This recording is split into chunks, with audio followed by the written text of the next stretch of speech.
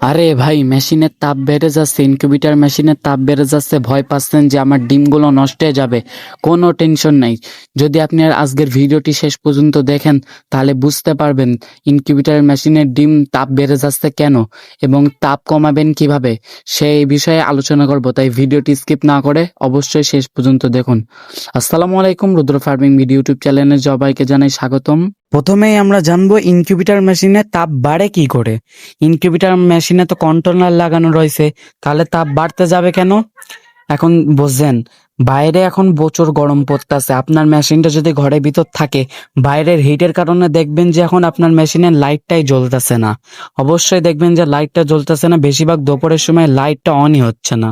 এখন আপনার চিন্তার ব্যাপার হচ্ছে, আমার যদি মেশিনে 37°7 সেলসিয়াস থেকে 39°সেলসিয়াস এবং 40°সেলসিয়াসের ওপরে চলে যায়, তাহলে আমার ডিমগুলো নষ্ট হয়ে যাবে।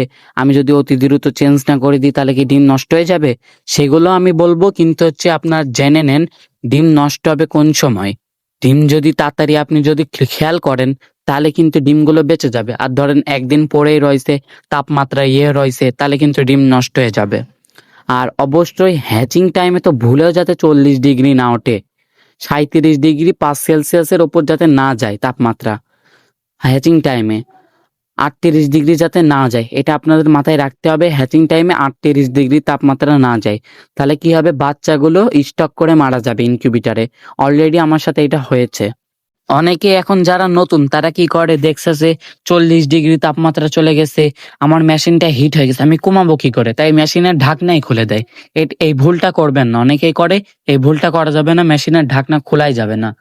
যখন তাপমাত্রা বেড়ে যাচ্ছে, আপনি দেখবেন তাপমাত্রা বেড়ে যাচ্ছে, তখন লাইটের নিচে সুতির কাপড় শুকনা দেবেন। যদি সুতির কাপড় না থাকে তাহলে কিছু মুড়ি দেবেন, তাহলে দেখবেন তাপমাত্রাটা কমিয়ে আসতেছে। আর ভুলেও পানি দেবেন না, পানি দিলে আরো তাপমাত্রা কমে গেলেও আর্দ্রতা বেড়ে যাবে প্রথমে। এটা আপনি হ্যাচিং টাইমেও ইউজ করতে পারেন। হ্যাচিং টাইম বলে আপনার মুরগির ডিম যখন 18 দিন হয়ে যাবে মুরগির ডিমের, সেই সময় হ্যাচিং টাইম কয়। সেই সময় যদি তাপমাত্রা অতিরিক্ত হয়ে যায় তাহলে সেই সময় আপনি সুতির কাপড় এবং বা মুড়ি ইউজ করতে পারেন তাপমাত্রা কমানোর জন্য। কিন্তু সে সময় আপনাকে আর্দ্রতা বাড়ানোর জন্য পানি স্প্রে করতে হবে।